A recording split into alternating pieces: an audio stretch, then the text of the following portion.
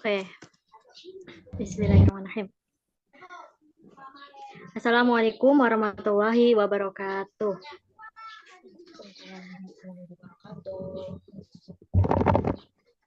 Kenalkan, sebelumnya perkenalkan nama saya Nining Solihah. Saya dan juga rekan-rekan saya di sini ada Amara Salsabila dan juga Iklimatun Najah. Kami di sini akan mempresentasikan hasil dari observasi kami yang pekan lalu di Yayasan Beringin Bakti, di mana sekolah tersebut terdiri dari yang kami observasi terdiri dari SLBA, SLBB, dan SLBC. Untuk itu,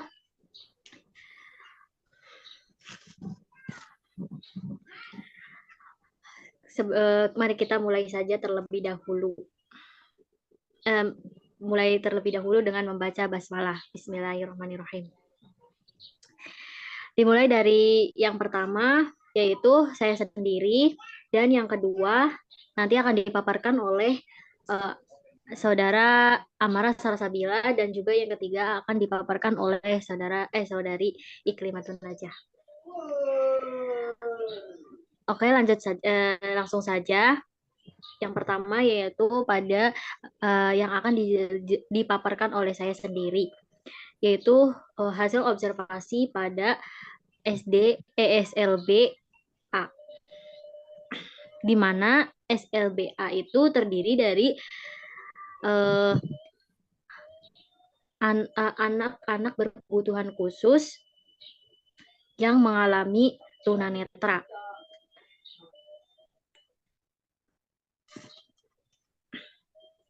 Yayasan Beringin Bakti sendiri di bagian SLBA itu memiliki visi misi tersendiri, yaitu yang pertama visinya itu lembaga yang berperan mencerdaskan peserta didik yang terampil dan mandiri sesuai dengan potensinya, dengan dilandasi kemauan dan ketakwaan kepada Tuhan Yang Maha Esa. Selanjutnya ada misinya. Misinya yaitu menanamkan nilai keimanan dan ketakwaan kepada Tuhan Yang Maha Esa untuk seluruh peserta didik dan para pendidik. Yang kedua, membiasakan perilaku sopan dan santun dalam pergaulan sehari-hari di lingkungan sekolah, keluarga, dan juga masyarakat. Terus yang ketiga, mengembangkan sikap disiplin dan membiasakan hidup sehat, baik dalam lingkungan sekolah, keluarga, dan masyarakat. Selanjutnya yang keempat, memberikan layanan secara maksimal dalam pembelajaran akademis dan non-akademis, berdasarkan potensial peserta didik. Selanjutnya yang kelima, mendorong kepada para peserta didik untuk dapat hidup mandiri dan dapat mengikuti pendidikan lebih lanjut. Di SLBA ini terdapat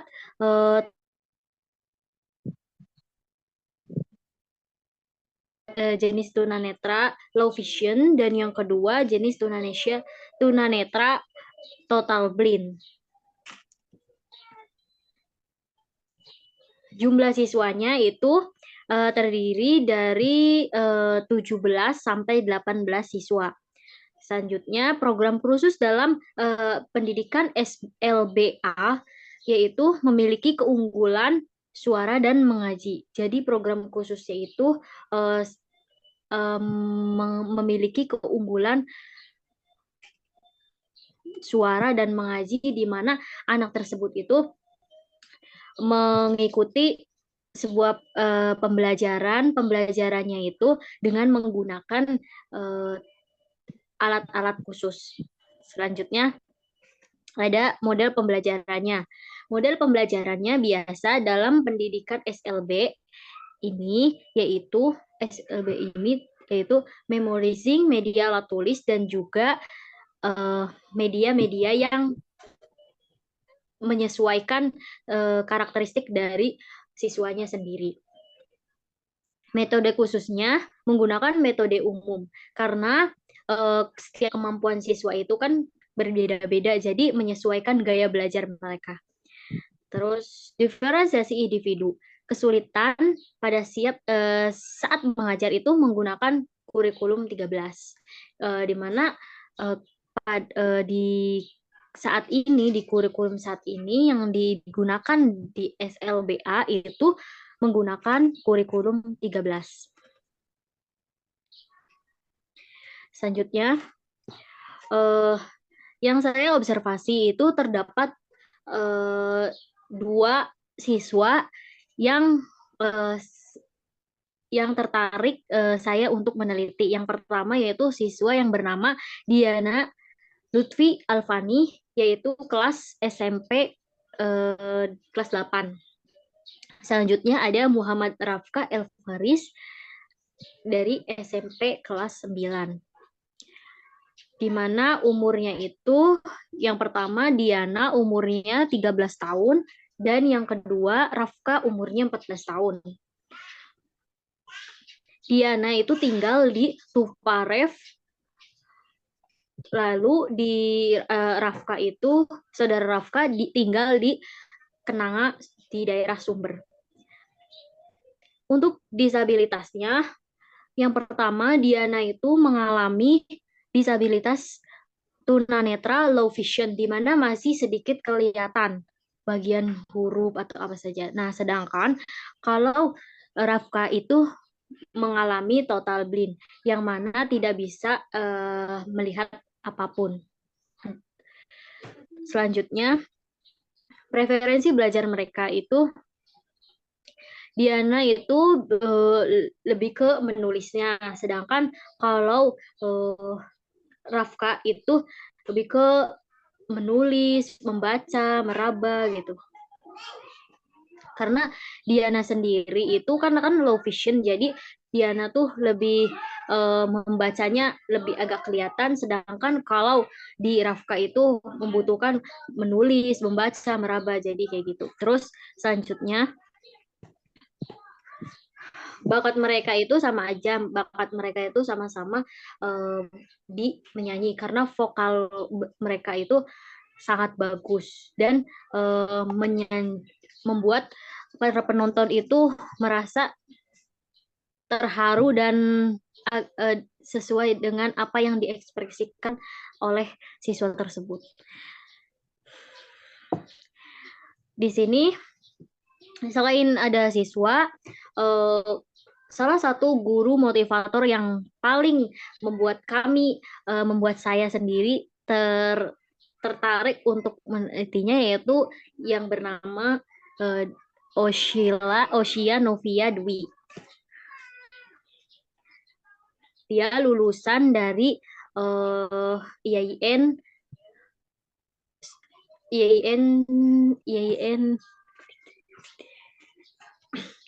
IAIN Sunan Gunung Jati. Lalu dia beliau ini berumur 26 tahun. Beliau termotivasi untuk menjadi guru di SLBA itu karena beliau itu lulusan dari SLB tersebut karena mempunyai salah satu klasifikasi tunanetra yang bagian low vision. Terus ibunya juga termotivasi oleh siswa-siswanya menganggap bahwa siswa-siswa tersebut adalah adik-adiknya dan ingin membantu karena dengan klasifikasi yang sama yang dimiliki oleh ibunya. Terus selanjutnya hal yang paling bahagia ketika Ibu Oshia itu menjadi guru di SLBA itu ketika mengajarkan anak atau ketika mengajarkan, karena kan ibunya itu menganggap semua itu adik-adiknya ibu. Nah, ibu itu menganggap bahwa anak-anak tersebut itu kalau seandainya belum bisa, itu merasa tertantang. Tetapi ibu itu tidak menyerah sama sekali untuk mengajarkan apa yang seharusnya diajarkan, terus memotivasi juga untuk anak-anaknya atau adik-adiknya itu untuk semangat dalam meraih pendidikan atau meraih cita-citanya gitu. Dan dia tuh beliau itu bangga kalau yang tadinya anak tersebut nggak bisa terus tiba-tiba menjadi bisa, dan semangat itu udah luar biasa banget. Dah, sekian presentasi dari saya. Kurang lebihnya mohon maaf. Terima kasih. Selanjutnya akan dipaparkan oleh Amara Salsabila. Silakan. Oke, jelas ya suaranya ya. Saya Amara Salsabila dengan NIM 14120085. Di sini saya akan memaparkan hasil observasi saya yang bertempat di SLBB Beringin Bakti. Nah, jadi SLBB itu kan sekolah dengan anak disabilitas tunarungu. Nah, di sini di SLBB itu mempunyai visi misi. Saya akan membacakan terlebih dahulu ya visi misinya. Nah, visinya sendiri yaitu dengan iman dan takwa, SLBB Beringin Bakti Kabupaten Cirebon unggul dalam mengembangkan life skill melalui pembelajaran yang bermutu menuju kemandirian anak berkebutuhan khusus pada tahun 2024. Kemudian misinya menjadikan siswa berkebutuhan khusus yang beriman, bertakwa, dan berakhlak mulia, memberikan kesempatan belajar kepada anak-anak berkebutuhan khusus, membekali siswa berkebutuhan khusus dengan ilmu pengetahuan, teknologi, dan seni, membekali siswa berkebutuhan khusus dengan keterampilan kerja, mendorong siswa berkebutuhan khusus untuk mengembangkan potensi yang dimiliki, dan membekali siswa berkebutuhan khusus dapat hidup mandiri. Nah, jadi SLBB itu kan tunarungu ya berarti ya. Nah, jumlah siswa di SLBB Beringin Bakti itu ada 49 siswa, yaitu siswa SD sampai siswa SMA. Nah, untuk program khusus sendiri yang diadakan di SLBB yaitu BKP BI atau Bina Komunikasi, Persepsi, Bunyi, dan Irama. Jadi kalau di SLB ini tuh ada kayak beberapa program khusus, kayak misalkan keterampilan gitu ya, misalkan pertunjukan menari gitu, terus ada angklung juga kayak gitu. Nah, terus ada kayak misalkan kalau mau mulai pembelajaran, anak itu juga satu-satu dipanggil gitu buat tes pendengaran kayak gitu. Jadi atau tes kemampuan dalam mengolah kata-kata gitu. Jadi di depan kaca biasanya sama gurunya. Nah, itu bergantian gitu. Nah, terus kalau di SLB ini untuk kelas rendahnya atau siswa SD lah ya, itu tuh lebih menggunakan bahasa isyarat. Jadi kalau misalkan pembelajaran dia menggunakan bahasa isyarat gitu, atau enggak kalau misalkan tunarungunya yang masih sedang itu dia pakai pelafalan yang jelas aja gitu. Jadi gurunya sekedar berbicara dengan pelafalan yang jelas kayak gitu. Sedangkan kalau yang udah tingkat tinggi gitu ya tunarungunya itu biasanya pakai bahasa isyarat. Tapi kalau misalkan masih kelas rendah, siswa itu belum begitu bisa bahasa isyarat gitu. Jadi biasanya pakai pelafalan yang jelas aja gitu. Tapi kalau misalkan di siswa SMA-nya sendiri, dia itu udah menggunakan bahasa isyarat. Jadi kalau udah semakin besar, jadi dia mempelajari bahasa isyarat gitu ya, biar bisa berbicara dengan lawan bicaranya gitu. Jadi kalau di SMA-nya memakai bahasa isyarat. Nah, terus ada model pembelajarannya sendiri di sekolah itu adalah diferensiasi, model pembelajaran diferensiasi. Kemudian metode khususnya bahasa isyarat dan pelafalan yang jelas.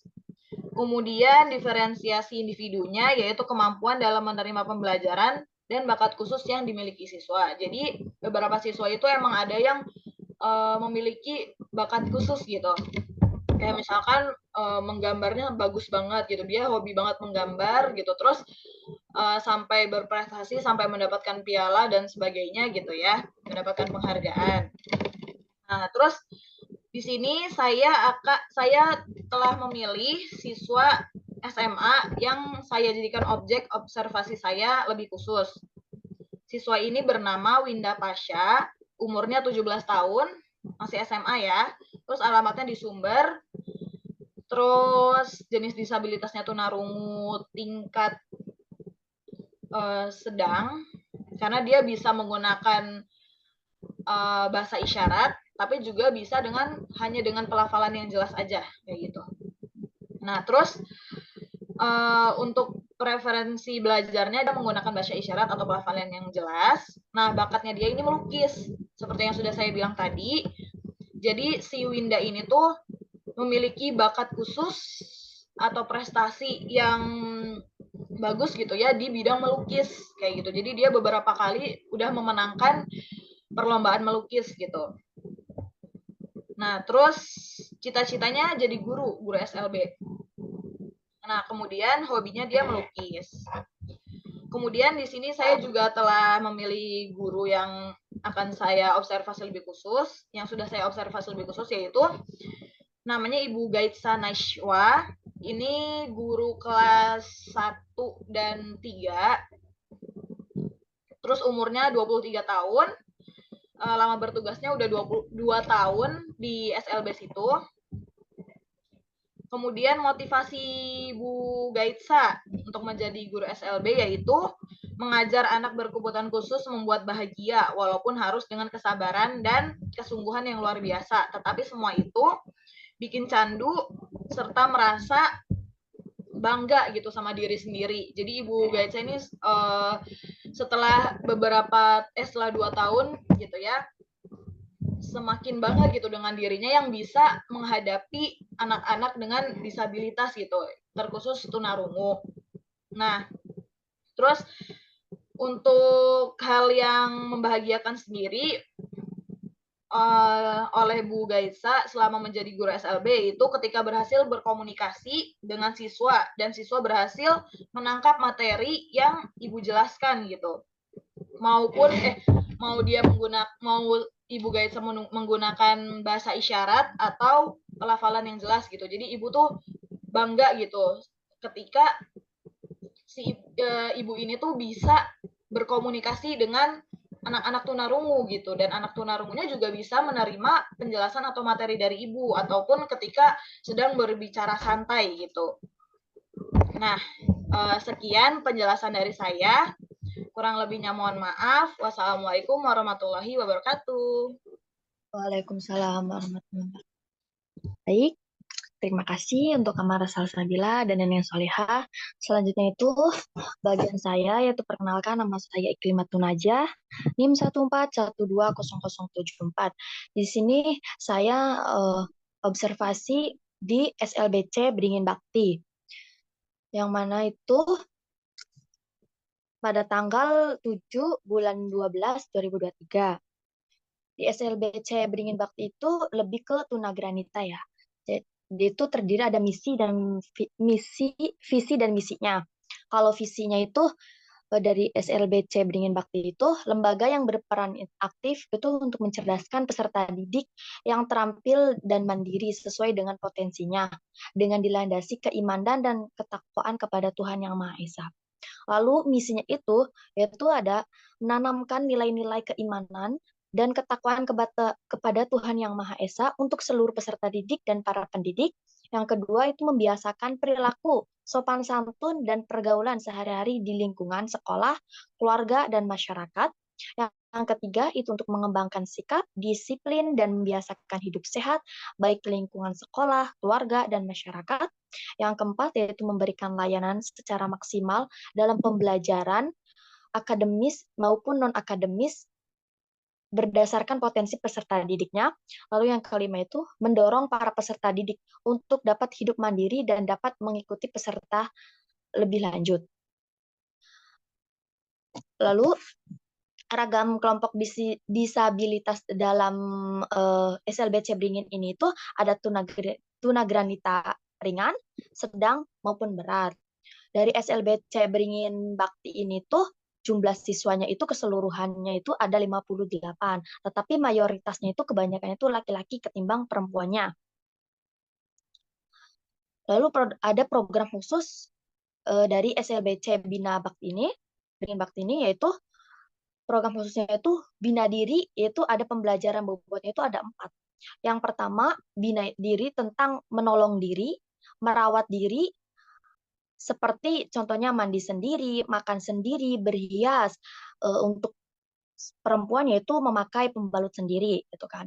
Lalu ada untuk model pembelajarannya. Dalam model pembelajaran di SLBC ini itu dalam pendekatan pembelajarannya itu menggunakan model ceramah dan menggunakan teknik pengingatan yang sesuai dengan kemampuan si anak-anak SLBC ini, yaitu dengan memberikan ceramah yang menarik dan informatif untuk menyampaikan materi pembelajaran secara sistematis dan jelas kepada si siswanya.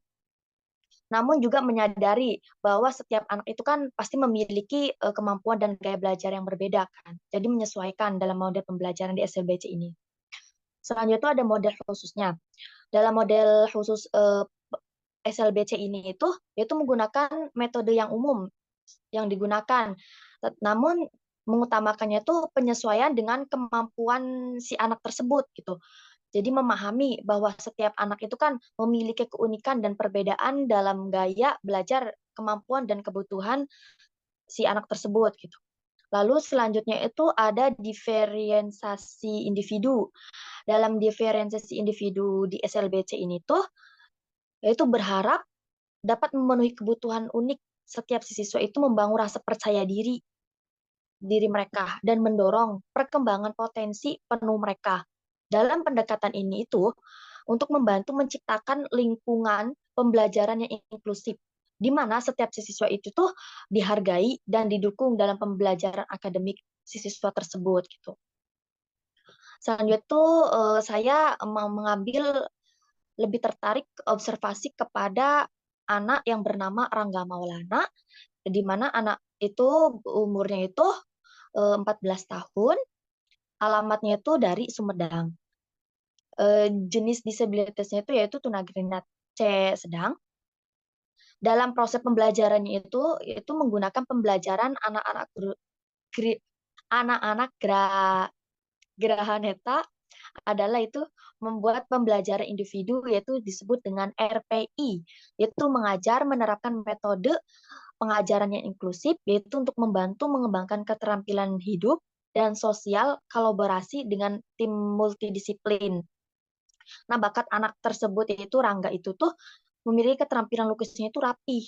Jadi cita-citanya itu si Rangga itu melukis. Hobinya juga melukis. Jadi kan terarah gitu kan. Lalu saya lebih tertarik karena ya semuanya sesuai dengan bakat dia gitu kan. Lalu saya juga mengambil observasi ke ibu guru yaitu ke Ibu Suprihatin. Nama Ibu Suprihatin yaitu umur 65, di mana ibu ini tuh paling lama di SLBC ini, paling lama mengabdi di sekolah ini gitu kan. Yaitu dari tahun 87. Lama kan ya dari 87. Nah, itu menjadi saya lebih tertarik untuk mengobservasi ibu tersebut gitu kan. Jadi beliau itu memotivasi kenapa sih mengajar di guru SLB itu, beliau itu terinspirasi dari film Little House. Makanya beliau itu mengajar di SLB sampai sekarang. Nah, hal yang paling bahagia menjadi guru SLB dalam Ibu Suprihatin ini itu jadi dia itu suka dan dukanya itu kan senangnya. Kalau rintangannya itu ada selalu ada, kesulitannya itu juga selalu ada dalam Ibu Suprihatin ini. Tapi lebih banyak senangnya kepada anak-anak seperti ya di SLBC ini gitu. Bahkan wali kelas SLBC itu tuh seperti yaitu beliau itu kan sebagai wali kelas SLBC SMP, SMA itu digabung jadi satu kan. Nah, itu tuh ibu sendiri itu pada saat mengajar itu ya seperti teman gitu. Bahkan sekolah SLB itu sudah tidak aneh, ya bisa dipeluk, juga mau diladenin itu kan apa ya, lah seperti rumah sendiri gitu, rumah sendiri di SLBC itu. Makanya beliau itu ibaratnya ya udah seperti anak-anak sendiri di SLBC itu. Lalu dengan berjalannya waktu lama, sikap anak-anak itu pasti berbeda-beda ya. Ada yang meludahi, ada yang sikap kasar. Nah itu menjadi apa ya, kesenangan dari ibu yang tadinya pikirannya stres gitu, ketika bertemu dengan SLBC ini ya jadi lebih ceria gitu. Nah makanya mereka Ibu Suprihatin itu lebih bahagia di SLBC ini.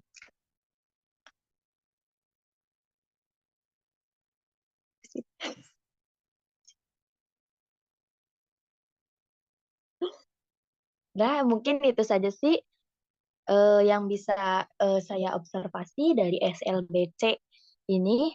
Kurang lebihnya mohon maaf. Wabillahi taufiq wal hidayah. Wassalamualaikum warahmatullahi wabarakatuh. Terima kasih. Waalaikumsalam warahmatullahi wabarakatuh. Oke. Itu tadi penjelasan dari beberapa hasil observasi yang ada di SLBA, SLBB, dan SLBC. Sedikit menambahi bahwa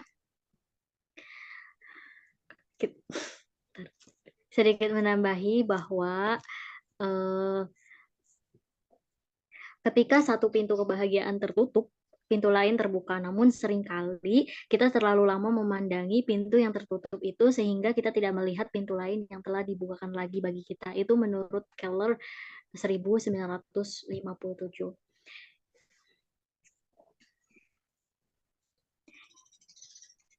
Dimana artinya tuh bahwa dengan memikirkan penutup bahwa dengan memikirkan penutupan, maksudnya melihat apa ya namanya, memikirkan produk terus melihat ke belakang daripada ke depan, kita tuh akan mudah melewati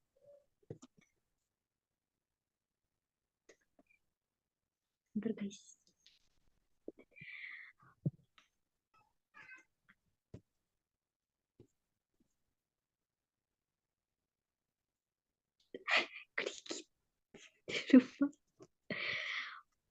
Nah, pokoknya itu. Jadi tuh intinya tuh ketika kita menutup sebuah kesulitan itu pasti di mana ketika kita mempunyai kesulitan di mana kita tuh pasti akan dibukakan pintu yang lainnya di mana kemudahan itu akan terus menghampiri kita. Jadi tetap semangat dengan apa yang sudah kita punya yang sekarang dan syukuri yang kita punya sekarang. Dan itu saja presentasi dari kami. Kurang lebihnya mohon maaf. Terima kasih. Assalamualaikum warahmatullahi wabarakatuh. Waalaikumsalam warahmatullahi wabarakatuh. Waalaikumsalam warahmatullahi wabarakatuh.